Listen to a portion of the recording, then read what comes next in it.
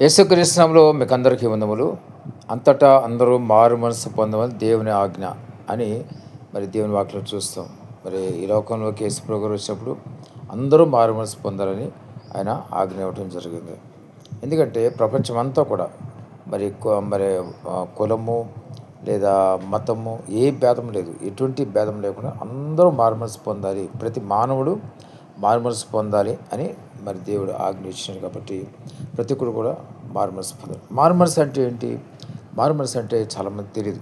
మారుమనసు అంటే మన మనస్సు నూతనపరచబడటం, అంటే పాత స్వభావం అంతా పోవడం. పాప స్వభావం వెళ్ళిపోవాలి, పాత స్వభావం కూడా వెళ్ళిపోవాలి.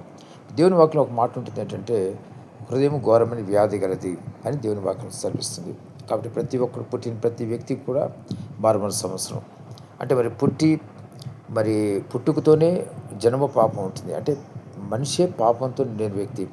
కాబట్టి ఎప్పుడైతే అవ్వ మరి ఆ దినముల్లో దేవునికి లోబడకుండా తినకుండా పండు తినదో అప్పటి నుంచి పాపం స్టార్ట్ అయింది మనిషి యొక్క శరీరంలో. కాబట్టి గమనించండి, మరి ఈ యొక్క పాప స్వభావానికి మారు మనసు అంటే ఎప్పుడైతే మీరు పాప స్వభావం కలిగి ఉంటారో, నేను పాపిని మీరు గ్రహిస్తారో వెంటనే దేవుని దగ్గర రండి. చేసిన ప్రతి పొరపాటు పాపాలన్నీ కూడా దేవుని దగ్గర ఒప్పుకొని విడిచిపెట్టండి. ఎన్నెన్ని పాపాలు చేస్తారు, ఎన్నెన్ని ఘోరాలు చేస్తారు, ఎన్ని రహస్య పాపాలు చేస్తారు, అన్నీ కూడా దేవుని దగ్గర రహస్యంగా వెళ్ళి రహస్య సమయంలో మీరు రహస్య స్థలాల్లో మీరు కూర్చుని ప్రార్థన చేయండి. కూర్చుని దేవుని దగ్గర కూర్చుని అన్ని దేవుని దగ్గర చెప్పండి. వాటిని అన్నింటిని విడిచిపెట్టండి.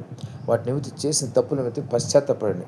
ఎప్పుడైతే మీ హృదయంలో పశ్చాత్తాపం కలుగుతుందో అప్పుడు దేవుడు క్షమించి పరిశుద్ధపరుస్తాడు.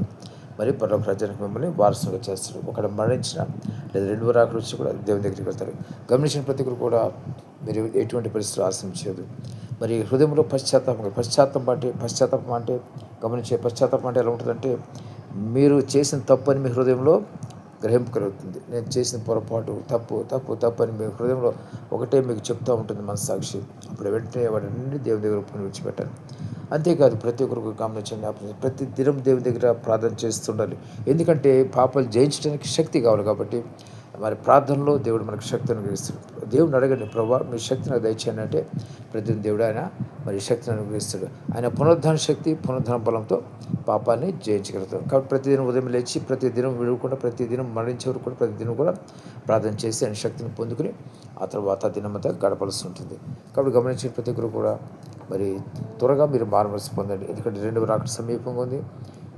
దేవుని ఒకటి దినాలు కూడా సమీపంగా ఉన్నాయి. కాబట్టి త్వరగా మారుమనసు పొందితే మీరు ధన్యులు అవుతారు, పరలోక రాజ్యానికి వారసులు అవుతారు. మీరు ఎప్పుడు మరణించినా దేవుని రాకడ ఎప్పుడు వచ్చినా కూడా పరలోక రాజ్యానికి చేరుకుంటారు. దేవుడి మాట దీవించును గాక. ఆమేన్.